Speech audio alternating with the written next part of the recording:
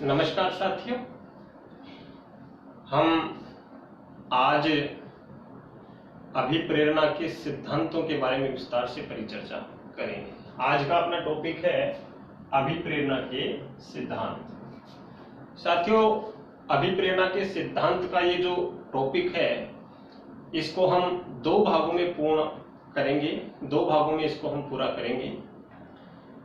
अभिप्रेरणा के जो सिद्धांत हैं वो 7 सिद्धांत प्रस्तुत किए गए हैं।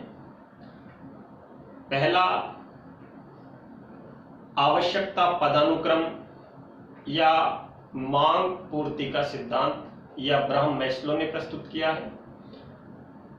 दूसरा मनोविश्लेषण का सिद्धांत फ्रायड ने प्रस्तुत किया है। तीसरा उद्दीपन अनुक्रिया का सिद्धांत स्किनर ने प्रस्तुत किया है। चालक का सिद्धांत सीएल हल ने प्रस्तुत किया है। प्रोत्साहन का सिद्धांत बॉल्स एंड कॉफमैन ने प्रस्तुत किया है। उपलब्धि प्रेरणा का सिद्धांत डेविड सी मैक्लियन और एटकिंसन ने प्रस्तुत किया है। और एक सिद्धांत मूल प्रवृत्तियों का मैकडूगल ने प्रस्तुत किया है। इस प्रकार से हम विस्तार से इन 7 सिद्धांतों के बारे में परिचर्चा करेंगे। अपना जो ये चैप्टर है ये 2 भागों में पूर्ण होगा। साथियों, रीट के दृष्टिकोण से तो ये चैप्टर महत्वपूर्ण है ही। हमारी जो बीएड प्रथम वर्ष की एग्जाम लगेगी, बीए बीएड की लगेगी, बीएससी बीकॉम बीएड की लगेगी, उसके लिहाज से भी ये बहुत महत्वपूर्ण चैप्टर है। इसमें से एक प्रश्न जरूर आएगा, तो सभी को इस चैप्टर को बहुत गंभीरता के साथ में देखना है, बहुत अच्छे से पढ़ना है।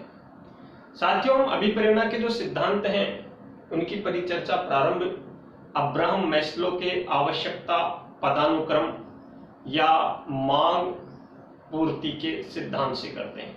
तो इसका पहला सिद्धांत हम पढ़ेंगे,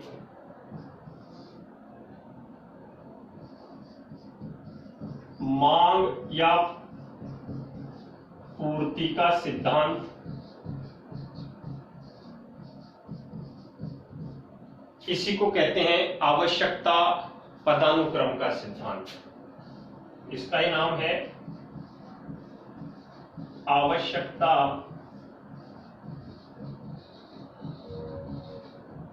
पदानुक्रम का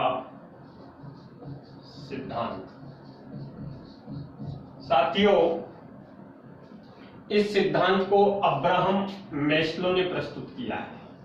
इस सिद्धांत को अब्राहम मैस्लो ने प्रस्तुत किया है, ये याद रखने की बात है।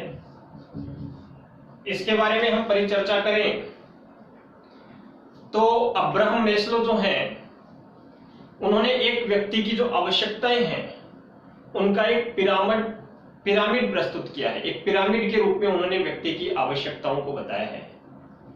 और एक व्यक्ति जो है उसके लिए मूल रूप से आत्म सिद्धि प्रत्यय का उन्होंने अध्ययन किया और उन्होंने ये कहा कि आत्म सिद्धि वह स्तर होता है जहां व्यक्ति का मन और उसका मस्तिष्क एक ही दिशा में, यानी एक समान दिशा में कार्य करने लग जाता है और उसे पूर्ण संतुष्टि या संतोष की प्राप्ति माना जा सकता है। अब इस सिद्धांत को पूर्ण रूप से हम अच्छे तरीके से समझें, इसके लिए जरूरी है कि अब्राहम मैस्लो ने जो पिरामिड के रूप में व्यक्ति की आवश्यकताओं को समझाया है, हम उसी पिरामिड के रूप में व्यक्ति की आवश्यकताओं को समझने का प्रयास करें। साथियों, अब्राहम मैस्लो ने व्यक्ति की 2 प्राथमिक आवश्यकताएं बताई हैं। व्यक्ति की 2 प्राथमिक आवश्यकताएं बताई हैं।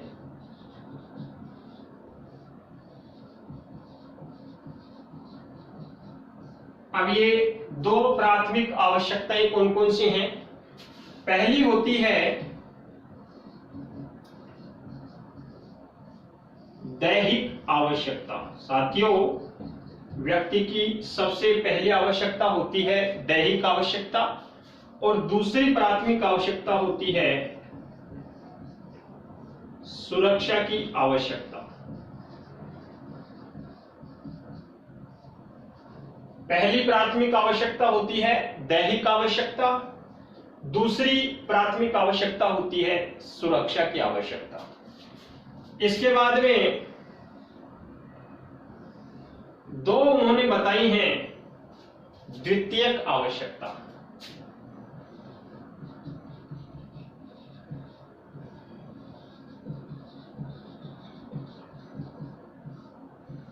दो प्राथमिक आवश्यकताएं बताई जिनमें दैहिक आवश्यकता और सुरक्षा की आवश्यकता होती है।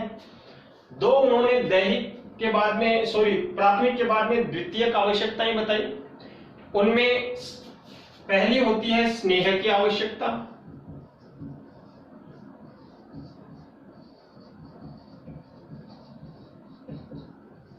पहली होती है स्नेह की आवश्यकता और दूसरी द्वितीयक आवश्यकता होती है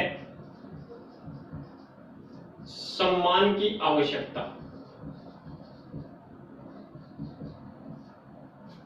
इसके बाद में जब व्यक्ति की ये दोनों आवश्यकताएं पूर्ण हो जाती हैं तो व्यक्ति उच्चतम स्तर पे पहुंच जाता है। यह उसका उच्चतम स्तर होता है और इस उच्चतम स्तर में क्या होता है, व्यक्ति की आत्म सिद्धि हो जाती है। आत्म सिद्धि होने का मतलब है व्यक्ति पूर्ण रूप से संतुष्ट हो जाता है, व्यक्ति संतुष्टि को प्राप्त कर लेता है। तो अब्राहम मैस्लो ने इस पिरामिड के माध्यम से अपने सिद्धांत को प्रस्तुत किया है। साथियों, अब देखते हैं प्राथमिक आवश्यकताओं में सबसे पहले दैहिक आवश्यकता। यह दैहिक आवश्यकता क्या होती है? यह दैहिक आवश्यकता होती है शरीर की मूलभूत जरूरतें। दैहिक आवश्यकताएं होती हैं शरीर की मूलभूत जरूरतें, बुनियादी आवश्यकताएं। सुरक्षा के दृष्टिकोण से हमें किन चीजों की आवश्यकता होती है? सुरक्षा के दृष्टिकोण से कपड़ा, मकान, ये हमारी सुरक्षा के दृष्टिकोण की आवश्यकताएं होती हैं। ये प्राथमिक आवश्यकता है जिसमें दैहिक आवश्यकताओं में शरीर की जो मूलभूत आवश्यकताएं हैं, जरूरतें हैं, वो शामिल होती हैं। सुरक्षा की आवश्यकता में कपड़ा, मकान इत्यादि हैं, वो हमारी सुरक्षा की आवश्यकता है, ये प्राथमिक आवश्यकता होती है। साथियों, फिर होती है सम्मान, स्नेह की आवश्यकता। और स्नेह की आवश्यकता की पूर्ति किससे होती है? भरे पूरे परिवार से। स्नेह की आवश्यकता की पूर्ति होती है भरा पूरा जो परिवार होता है उसके माध्यम से स्नेह की आवश्यकता की पूर्ति होती है। साथियों, इसके बाद में आती है सम्मान की आवश्यकता। यह सम्मान कैसे मिलता है? जब समाज में कोई पद प्राप्त कर लेता है, व्यक्ति समाज में कोई पद प्राप्त कर लेता है तो उसके सम्मान की आवश्यकता पूर्ण होती है। जब ये सारी आवश्यकताएं पूर्ण हो जाती हैं, जब व्यक्ति की शारीरिक आवश्यकता पूरी होती है, जब व्यक्ति को सुरक्षा के दृष्टिकोण से कपड़ा, मकान ये सब मिलता है, जब व्यक्ति को स्नेह की आवश्यकता की पूर्ति के लिए परिवार मिल जाता है, और जब व्यक्ति को सम्मान मिलने के लिए या सम्मान की आवश्यकता की पूर्ति के लिए समाज में कोई पद मिल जाता है, तब व्यक्ति उच्चतम स्तर यानी आत्म सिद्धि के अंतर्गत आत्म सिद्धि के स्तर तक पहुंच जाता है और इसको हम पूर्ण संतोष की स्थिति कहते हैं। यहां व्यक्ति आकर के पूर्ण संतुष्ट हो जाता है, ये पूर्ण संतोष की स्थिति होती है। तो साथियों, इस प्रकार से एक पिरामिड के रूप में मैस्लो ने व्यक्ति की आवश्यकताओं को प्रस्तुत किया है। एक सामाजिक जो वातावरण होता है, एक व्यक्ति समाज में जब रहता है और सामाजिक जो उसका वातावरण होता है उसमें सबसे पहला काम उसका क्या होता है? सबसे पहला काम होता है कि वह अपनी जो प्राथमिक आवश्यकताएं हैं उन प्राथमिक आवश्यकताओं की पूर्ति करने का प्रयास करता है। इसके बाद में वो क्या करता है? द्वितीयक जो उसकी आवश्यकताएं होती हैं जिनमें सम्मान की आवश्यकता है और स्नेह की आवश्यकता है, तो इस द्वितीयक आवश्यकता की पूर्ति करने के लिए वह कार्य करता है। जब ये सारी आवश्यकताएं उसकी पूरी हो जाती हैं, यानी प्राथमिक और द्वितीयक आवश्यकताएं उसकी पूरी हो जाती है, तब वह व्यक्ति मानसिक रूप से संतोष की प्राप्ति करता है। ये आत्मसिद्धि होती है और ये उसकी आवश्यकताओं का उच्चतम स्तर होता है। इस प्रकार से अब्राहम मैस्लो ने आवश्यकता पदानुक्रम का या मांग पूर्ति का सिद्धांत प्रस्तुत किया है। साथियों, हम अगले सिद्धांत के ऊपर जाएं उससे पहले मैं एक बार फिर से इस सिद्धांत के बारे में परिचर्चा करता हूं। साथियों, अब्राहम मैस्लो ने आवश्यकता पदानुक्रम या मांग पूर्ति का सिद्धांत प्रस्तुत किया है। मैस्लो ने व्यक्ति की जो आवश्यकताएं हैं उन आवश्यकताओं को एक पिरामिड के रूप में प्रस्तुत किया है। उसके लिए, किसके लिए? मैस्लो ने कहा है कि व्यक्ति के लिए आत्मसिद्धि जो प्रत्यय है उसका अध्ययन उन्होंने किया। किसने किया? मैस्लो ने किया। और उन्होंने कहा कि व्यक्ति की प्राथमिक आवश्यकताएं और द्वितीयक आवश्यकताएं जब पूर्ण होती हैं तो उसके बाद में वह अपनी आवश्यकताओं के उच्चतम स्तर यानी आत्मसिद्धि को प्राप्त करता है, जहां पर व्यक्ति पूर्ण रूप से संतुष्ट हो जाता है, पूर्ण रूप से उसे संतोष की प्राप्ति होती है। इसी पिरामिड के आधार पर उन्होंने अपने सिद्धांत को स्पष्ट करते हुए कहा कि व्यक्ति सामाजिक वातावरण में सबसे पहले क्या करता है? उसकी जो प्राथमिक आवश्यकताएं होती हैं, यानी उसकी दैहिक आवश्यकता और उसकी सुरक्षा की आवश्यकता। दैहिक आवश्यकता में शरीर की मूलभूत जरूरतें, सुरक्षा की आवश्यकता में कपड़ा और मकान की जरूरतें हैं, उनकी पूर्ति करने के लिए व्यक्ति प्रयास करता है। जब ये आवश्यकताएं उसकी पूर्ण होती हैं तो व्यक्ति द्वितीयक आवश्यकता, जिनमें स्नेह की आवश्यकता और सम्मान की आवश्यकता प्राप्त करने के लिए क्रिया करता है। स्नेह की आवश्यकता कैसे मिलेगी? जब उसका भरा पूरा परिवार होगा।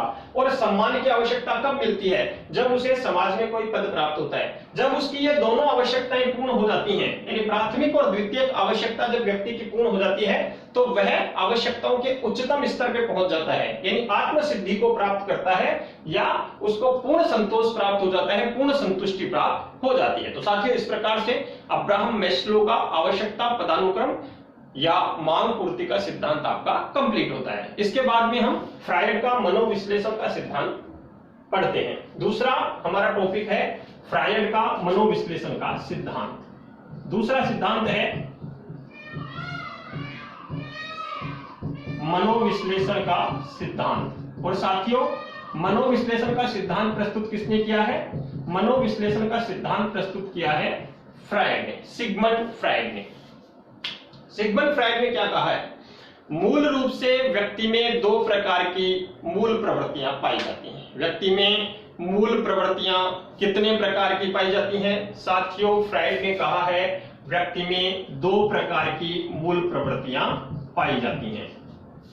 हम लोग जब बीएड करते हैं उसमें भी हम परिचर्चा कर चुके हैं। उसमें सिगमंड फ्रायड का मनोविश्लेषणात्मक सिद्धांत हम विस्तृत रूप से पढ़ते हैं।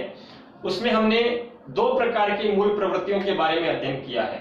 ये जो दो प्रकार की मूल प्रवृत्तियां हैं जो व्यक्ति में पाई जाती हैं, इन दो प्रकार की मूल प्रवृत्तियों की वजह से ही व्यक्ति सही और गलत कार्यों की दिशा में आगे बढ़ता है। साथियों, सबसे पहले हम ये दो प्रकार की मूल प्रवृत्तियां पढ़ें। उससे पहले मूल प्रवृत्ति का मतलब क्या होता है? ये दो शब्द होते हैं, एक मूल और दूसरा होता है प्रवृत्ति। मूल का मतलब होता है जन्मजात।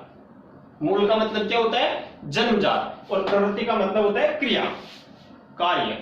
जैसे हम लोग जब प्याज छीलते हैं तो प्याज छीलने से हमारी आंखों में आंसू आते हैं, ये हमारी मूल प्रवृत्ति है।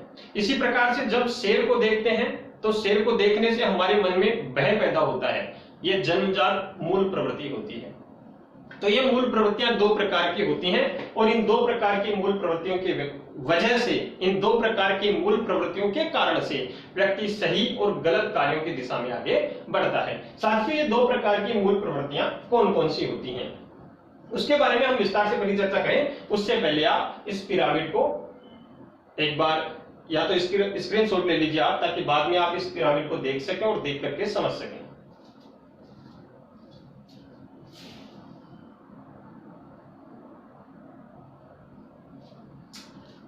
हाँ, तो साथियों, अब्राहम मैस्लो के बाद में हम लोग दूसरा सिद्धांत मनोविश्लेषण का सिद्धांत सिगमंड फ्रायड का पढ़ रहे हैं।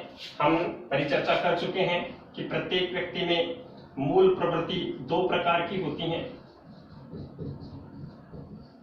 इन दो प्रकार की मूल प्रवृत्तियों की वजह से ही व्यक्ति सही और गलत कार्यों की दिशा में आगे बढ़ता है। साथियों ये दो प्रकार की मूल प्रवृत्तियां कौन कौन सी होती हैं? पहली मूल प्रवृत्ति होती है इरोज। पहली मूल प्रवृत्ति का नाम होता है इरोज, इसको निर्माणात्मक भी कहते हैं।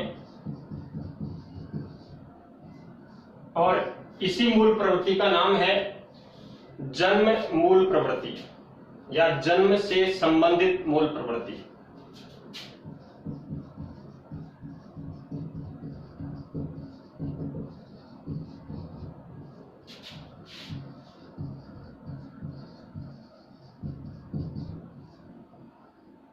पहली मूल प्रवृत्ति है इरोज, जिसको निर्माणात्मक भी कहते हैं या जन्म से संबंधित मूल प्रवृत्ति भी कहते हैं। दूसरी है थैनेटोस।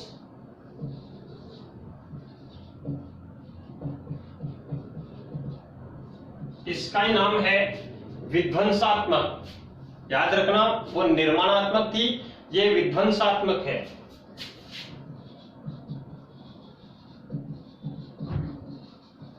विध्वंसात्मक या मृत्यु से संबंधित मूल प्रवृत्ति।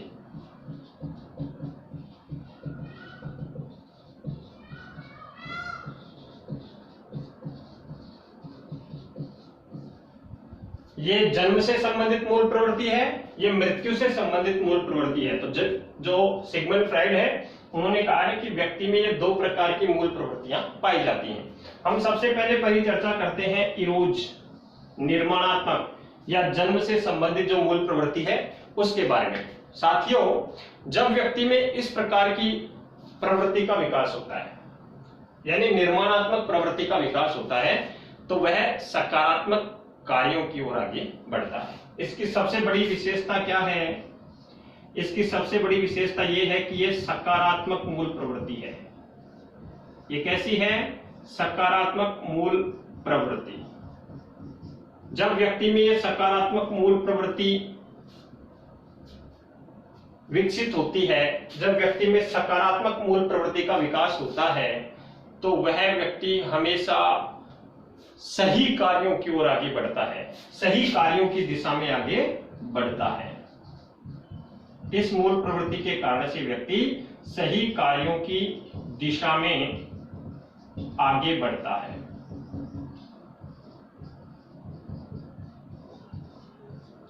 दूसरी इसकी विपरीत हो गई।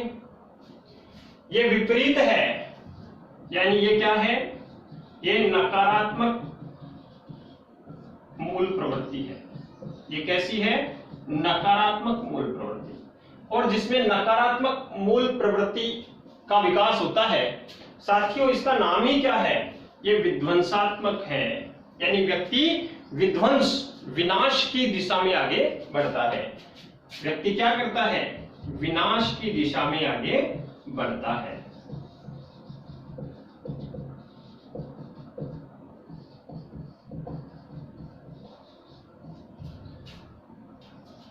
तो ये नकारात्मक हो गई, ये सकारात्मक हो गई। ये अभिप्रेरणा का सिगमंड फ्राइड द्वारा मनोविश्लेषण का सिद्धांत प्रस्तुत किया गया। हम अगले सिद्धांत पे जाएं, उससे पहले हम एक बार फिर से इसको देख लेते हैं। साथियों, मूल प्रवृत्ति का जो सिद्धांत है वो भी इसी में आता है, और वो विलियम मैकडूगल ने प्रस्तुत किया है, जिसके बारे में हम परिचर्चा विस्तार से करेंगे जब उस सिद्धांत के बारे में पढ़ेंगे। फिलहाल बात करते हैं अभिप्रेरणा के मनोविश्लेषण के सिद्धांत के बारे में।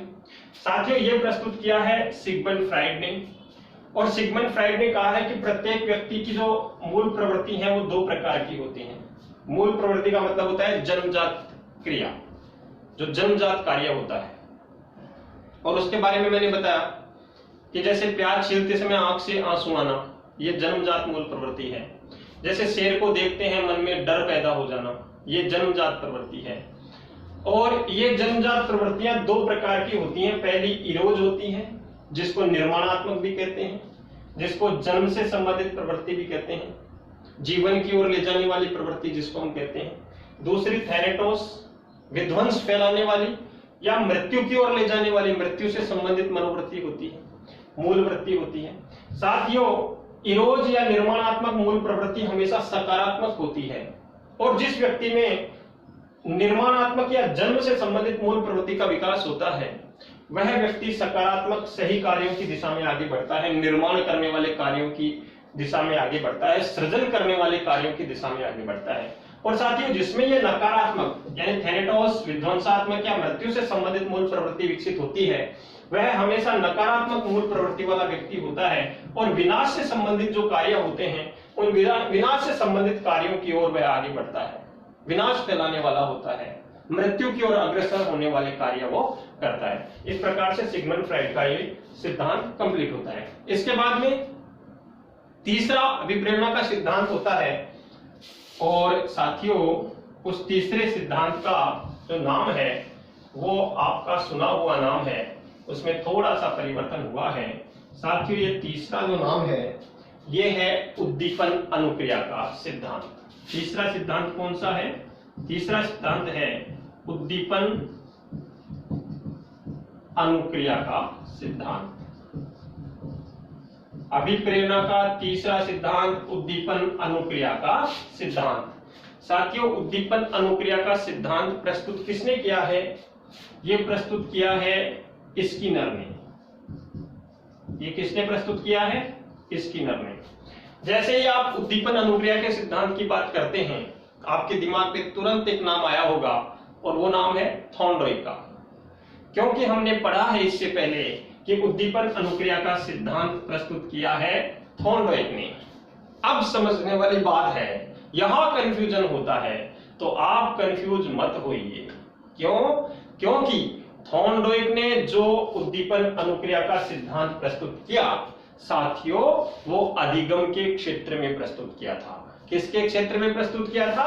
अधिगम के क्षेत्र में। और स्किनर ने जो उद्दीपन अनुक्रिया का सिद्धांत प्रस्तुत किया है वो किसके क्षेत्र में प्रस्तुत किया है साथियों?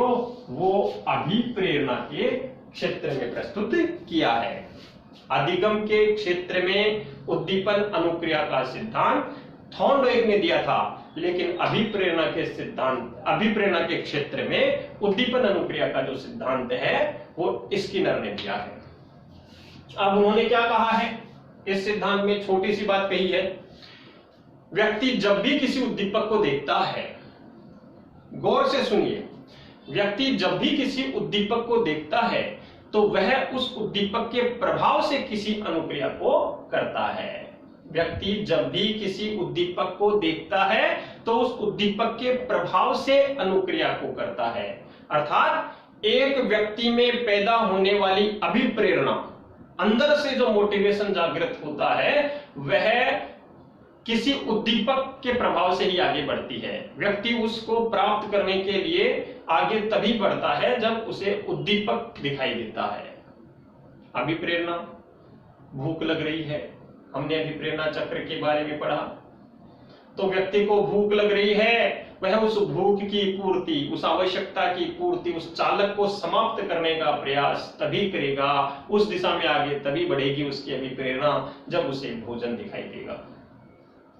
तो उद्दीपन अनुक्रिया के सिद्धांत में स्किनर ने एक छोटी सी बात समझाई है कि व्यक्ति जब भी किसी उद्दीपक को देखता है तो वह उस उद्दीपक के प्रभाव से किसी अनुक्रिया को करता है। अर्थात एक व्यक्ति में पैदा होने वाली अभिप्रेरणा किसी उद्दीपक के प्रभाव से आगे बढ़ती है। इस प्रकार से यह तीसरा सिद्धांत अभिप्रेरणा का कंप्लीट होता है।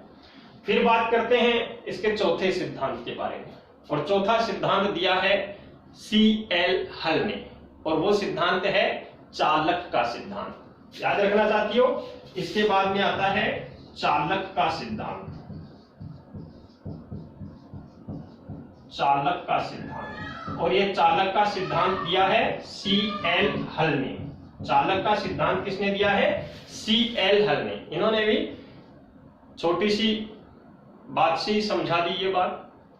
ये जो सिद्धांत है C.L. हल ने जो सिद्धांत प्रस्तुत किया है चालक का सिद्धांत, इस सिद्धांत के अनुसार चालक, जिसको क्या कहते हैं? प्रणोद, जिसको और क्या कहते हैं? प्रेरक। चालक या प्रणोद या प्रेरक जितना ज्यादा तेज होता है, जितना ज्यादा तीव्र होता है, अभिप्रेरणा भी उसी तीव्रता के साथ कार्य करती है। गौर से सुनिए, चाणक्य सिद्धांत में CL हल ने क्या कहा है?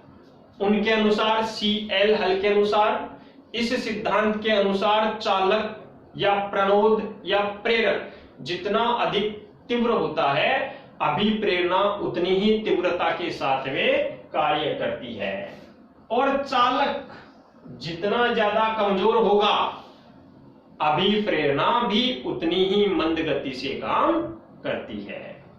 यानी इसमें सबसे ज्यादा इंपॉर्टेंस चालक का है। चालक जितना अधिक तीव्र होता है, अभिप्रेरणा उतनी ही तीव्रता के साथ काम करती है, और चालक जितना कमजोर होगा, अभिप्रेरणा उतनी ही मंद गति से कार्य करती है। तो इस प्रकार से साथियों, अभिप्रेरणा के सिद्धांतों का पहला पार्ट, जिसमें हमने ये 4 सिद्धांत कंप्लीट कर लिए हैं। नेक्स्ट क्लास में हम लोग उपलब्धि प्रेरणा का सिद्धांत, इसके अलावा प्रोत्साहन का सिद्धांत और मूल प्रवृत्ति का सिद्धांत, जो कि विलियम मैकडूगल ने दिया है, विस्तार से इसके बारे में परिचर्चा करेंगे। धन्यवाद।